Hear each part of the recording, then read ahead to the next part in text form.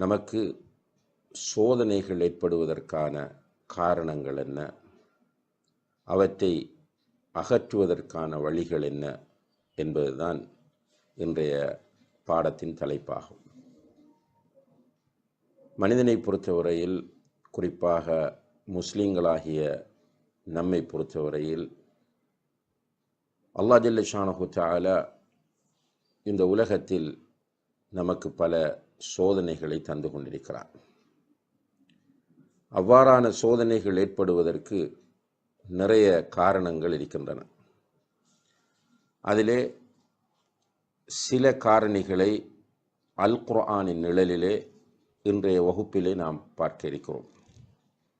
முதலாவதாக சூரத்துல் அன்ஃபால் 53வது வசனத்தில் அல்லாஹ் சொல்லும்போது, ذَلِكَ بِأَنَّ اللَّهَ لَمْ يَكُ مُغَيِّرًا نِعْمَةً أَنْعَمَهَا عَلَى قَوْمٍ حَتَّى يُغَيِّرُوا مَا بِأَنفُسِهِمْ.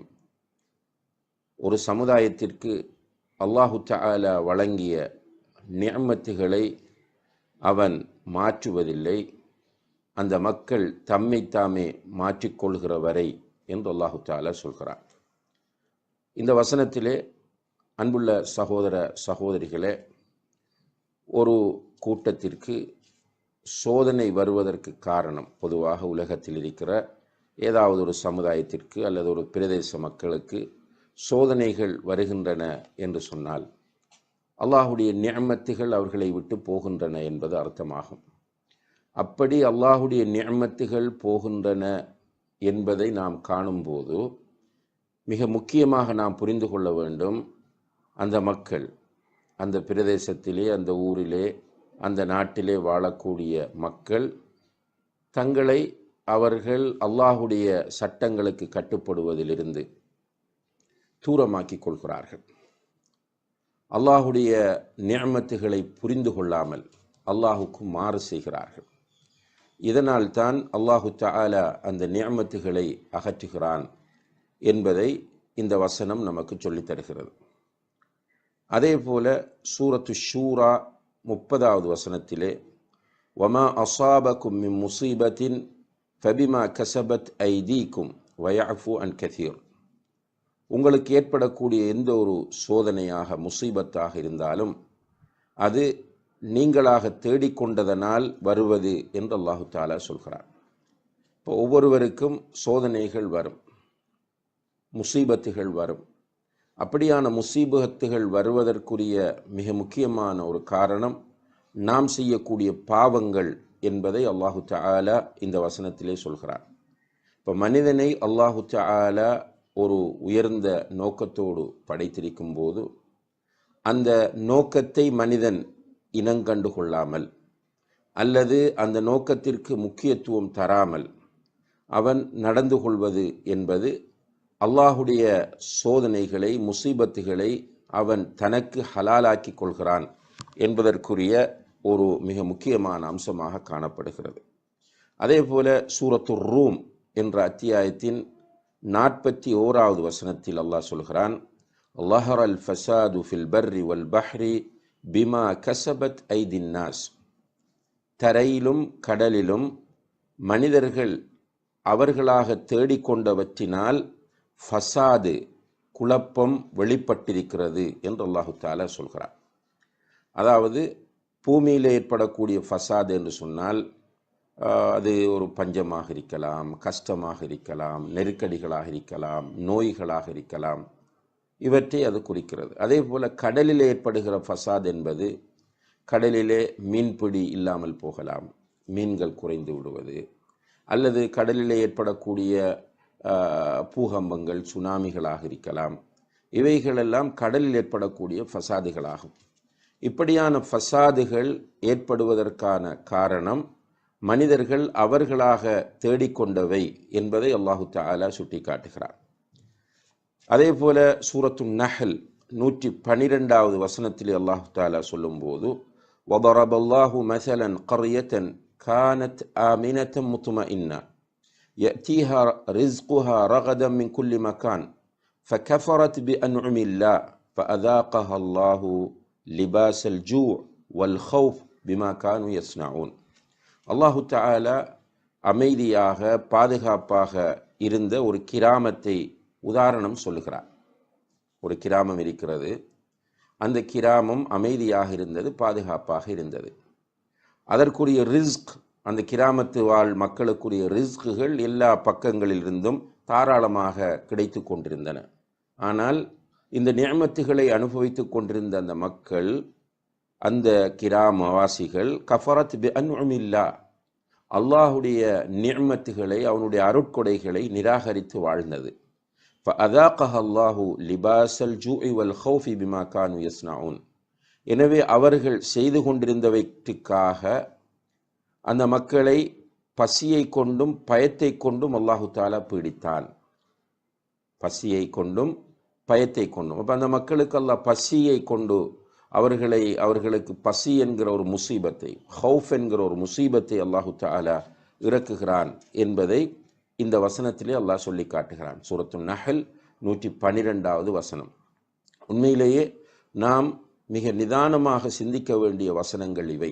சூரத்துல் அன்ஃபாலினுடைய 53வது வசனம், சூரத்து ஷூராவினுடைய 30வது வசனம், சூரத்து ரூம் 41வது வசனம், சூரத்து நஹல் 112வது வசனம்.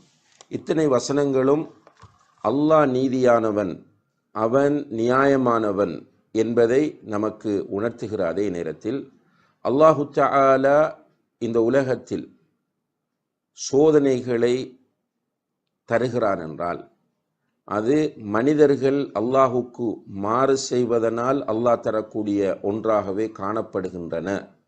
அவர்கள் அல்லாஹுவை ஓர்மைப்படுத்துவதில்லை, அவனுடைய தௌஹீதை விட்டு தூரமாகுவது, அதே போல ஷிர்க்குகளை தாராளமாக செய்வது, அதுபோல குர்ஆனுக்கு கட்டுப்படாமல் இருப்பது, சுன்னாவை மதிக்காமல் வாழ்ந்து கொண்டிருப்பது, ஹராம் ஹலால் பேணாமல் இருப்பது, இப்படியாக இந்த மக்கள் அல்லாஹுடைய வழிகாட்டல்களை விட்டு தூரமாகும் போது நிச்சயமாக அல்லாஹு தஆலா இவ்வாறான சோதனைகளை இறக்குகிறான் என்பதை இதன் மூலம் நாம் புரிந்து கொள்ளலாம்.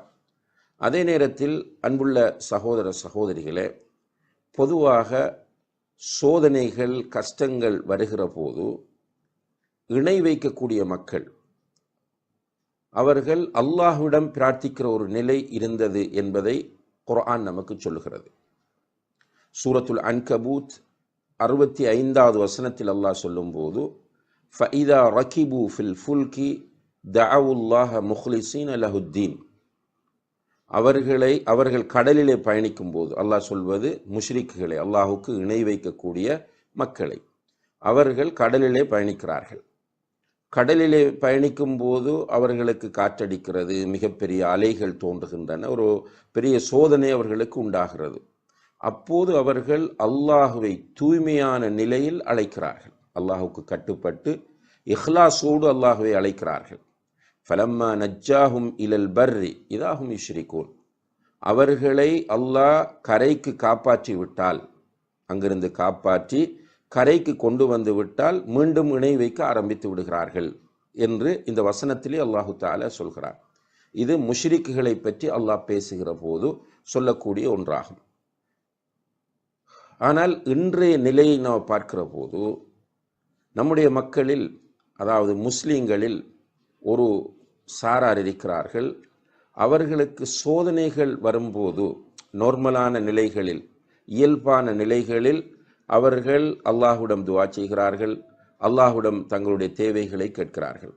ஆனால் அல்லாஹு தஆலா ஒரு கஷ்டத்தை கொடுத்து விட்டால், ஒரு சோதனையை, ஒரு துன்பத்தை கொடுத்து விட்டால், அவர்களால் அதை தாங்கிக் கொள்ள முடியாத சூழ்நிலைகள் வரும்போது மரணித்தவர்களுடைய கபறுகளுக்கு சென்று விடுகிறார்கள், தர்காக்களுக்கு சென்று விடுகிறார்கள், அவர்களுக்கு நேர்ச்சி செய்கிறார்கள், அவர்களுக்கு குர்பானி கொடுக்கிறார்கள், அல்லது அந்த இடத்தில் போய் நின்று அழுது மன்றாடி அவர்களிடம் பிரார்த்திக்கிற காட்சியை இன்று பரவலாக பல இடங்களிலே நாம் பார்க்கிறோம்.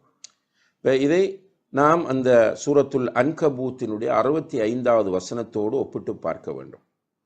உண்மையிலேயே முஷ்ரிக்குகள் கஷ்டம் வரும்போது அல்லாஹ்விடம் இஹ்லாஸோடு பிரார்த்தித்திருக்கிறார்கள். ஆனால் நம்மில் உள்ள இந்த மக்கள் பாவம், அவர்களுடைய அறியாமையின் உச்சகட்டத்தினால் அல்லாஹுக்கு இணை வைக்கப் போகிறார்கள். நோமலாக இருக்கும்போது சாதாரணமான சூழ்நிலைகளில் அல்லாஹுவிடம் பிரார்த்திக்கிற இந்த மக்கள் கஷ்டம் வரும்போது இணை வைத்து விடுகிறார்கள். அல்லாஹ் பாதுகாக்க வேண்டும். இணை என்பது எவ்வளவு பாரதூரமான ஒரு குற்றம், ஒரு பாவம் என்பது எல்லோருக்கும் தெரியும். இந்த உலகத்தில் மனிதன் செய்கிற மிக பயங்கரமான பாவம் எது என்று கேட்டால் அது இணை வைத்தலாகவே இருக்கிறது. அன்புள்ள சகோதர சகோதரிகளே, அல்லாஹு தஆலா சில உதாரணங்களையும் குர்ஆனிலே நமக்கு சொல்கிறார். நாம் தேடுவதனால்தான் நமக்கு சோதனைகள் வருகின்றன என்று. உதாரணமாக உஹத் யுத்தம் நடைபெற்று அதிலே முஸ்லிம்கள் ஆரம்பத்தில் வெற்றி அடைகிறார்கள். பிறகு அவர்கள் தோல்வியை சந்திக்க வேண்டிய ஒரு சூழ்நிலை ஏற்படுகிறது.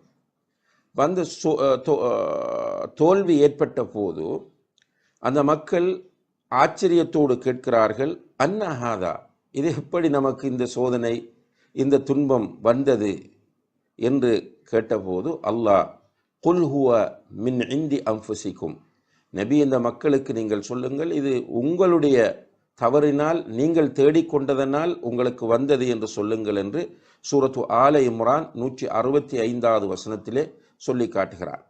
எனவே அன்புள்ள சகோதர சகோதரிகளே, உஹது யுத்தத்தில் ஒரு சிறிய மலைக்குன்று இருந்தது. அந்த மலைக்குன்றிலே நபிகள் நாயகம் ஸல்லல்லாஹு அலைஹி வஸல்லம் அவர்கள் ஒரு 50 சஹாபாக்களை உட்கார வைத்து, நீங்கள் இதிலிருந்து எந்த ஒரு சந்தர்ப்பத்திலும் கீழே இறங்கக்கூடாது, இவருக்கு நீங்கள் கட்டுப்பட வேண்டும் என்று ஒருவரை அந்த இடத்தில் பொறுப்பாக்கிவிட்டு யுத்தத்தை நடத்துகிறார்கள். அப்படி இருக்கும்போதுதான் அல்லாஹுடைய உதவியை கொண்டு வெற்றி கிடைத்தது. ஆனால் வெற்றி கிடைத்தவுடன் அந்த மக்கள், அந்த மலைக்குன்றில் இருந்தவர்கள் தலைவர் சொல்வதை கேட்காமல் கீழே இறங்கி வந்து விடுகிறார்கள். அவர்களுக்கு பொறுப்பாக்கப்பட்டவர் இறங்க வேண்டாம், அல்லாஹுடைய தூதர் இவ்வாறு தான் இருக்க சொல்லியிருக்கிறார்கள் என்ற அந்த அழைப்பை அவர்கள் பொருட்படுத்தாமல் அவர்கள் கீழே இறங்குகிறார்கள். அப்படி கீழே இறங்கியதனால் தான் உஹதிலே அந்த சோதனையை சந்திக்க வேண்டிய சூழ்நிலை ஏற்பட்டது. இப்போ அல்லாஹுடைய தூதரின் கட்டளைக்கு மாறு செய்கிற போது அல்லாஹ் ஒரு சோதனையை தருகிறான் என்பதை பிராக்டிக்கலாக இந்த வசனத்திலே அல்லாஹு தஆலா நமக்கு சொல்லி காட்டுகிறான். அதே போல சூரத்து தௌபா 25வது வசனத்தில் ஹுனைன் யுத்தத்தை பற்றி அல்லாஹ் சொல்லுகிறான். ஹுனைன் யுத்தத்தை பொறுத்தவரையில் சில முஸ்லிம்களுடைய நிலைப்பாடு இருந்தது. அதாவது ஹுனைன் யுத்தம் முஸ்லிம்களுடைய எண்ணிக்கையை அதிகமாக கொண்ட ஒரு யுத்தமாக காணப்படுகிறது. அதிகமான முஸ்லிம்கள், எதிரிகளை விட முஸ்லிம்களுடைய எண்ணிக்கை கூடுதலாக இருந்தது. அந்த அந்த எண்ணிக்கை கூடுதலாக இருக்கிறது என்பதிலே முஸ்லிம்களில் சிலருக்கு ஒரு வித்தியாசமான மனநிலை ஏற்பட்டு விட்டது. அதனால் அல்லாஹு தஆலா அவர்களுக்கு ஒரு சோதனையை இறக்கினார். அதை பற்றி அல்லாஹ் சொல்லும்போது சூரத் தௌபா 25வது வசனத்தில், வயௌம ஹுனைன இது அஜபத்கும் கஸ்ரத்துக்கும் ஃபலம் துக்னி அன்கும் ஷைஆ, ஹுனைனுடைய நாளிலே நீங்கள் அதிகமாக இருந்தது உங்களுக்கு பெருமையை தந்தது, நீங்கள் அதிகமாக இருந்தது உங்களுக்கு பெருமையை தந்தது, ஆனால் அந்த அதிகம் உங்களுக்கு எந்த பிரயோசனத்தையும் தரவில்லை என்று அல்லாஹு தஆலா சொல்கிறார். ஆக அன்புள்ள சகோதர சகோதரிகளே, இந்த உலகத்தில் சோதனைகள் வருவதற்கு, துன்பங்கள் வருவதற்கு பல காரணங்கள் இருக்கின்றன. அந்த காரணங்களில் மிக பிரதானமான ஒரு காரணத்தை இந்த வசனங்களின் மூலம் அல்லாஹு தஆலா நமக்கு சொல்லித் தருகிறான். அதுதான் நாம் அல்லாஹுக்கு மாறு செய்வது, அல்லாஹுடைய கட்டளைகளை மதிக்காமல் நடந்து கொள்வது, குர்ஆன் சுன்னாவை தூக்கி ஓரமாக்கிவிட்டு மனோ இச்சைக்கு கட்டுப்படுவது. இதனால் நமக்கு நிறைய சோதனைகள் இந்த உலகத்தில் உண்டாகின்றன என்பதை அல்லாஹ் ஜல்ல ஷானஹு தஆலா சொல்லி காட்டுகிறான். இந்த நிலையை நாம் மாற்றினால் அல்லாஹுடைய நிஅமத்துகள், அவனுடைய அருட்கொடைகள், அவனுடைய ரஹ்மத் நமக்கு தொடர்ச்சியாக கிடைக்கும். இம்மையிலும் நாம் சந்தோஷமாக இருக்கலாம், மறுமையிலும் வெற்றி அடையலாம். எல்லாம் வல்ல அல்லாஹ் ஜல்ல ஷானஹு தஆலா அதற்கு ஏற்ப நம்மை நாம் மாற்றிக்கொள்வதற்கு நம் எல்லோருக்கும் தௌஃபீக் செய்வானாக. وآخر دعوانا أن الحمد لله رب العالمين والسلام عليكم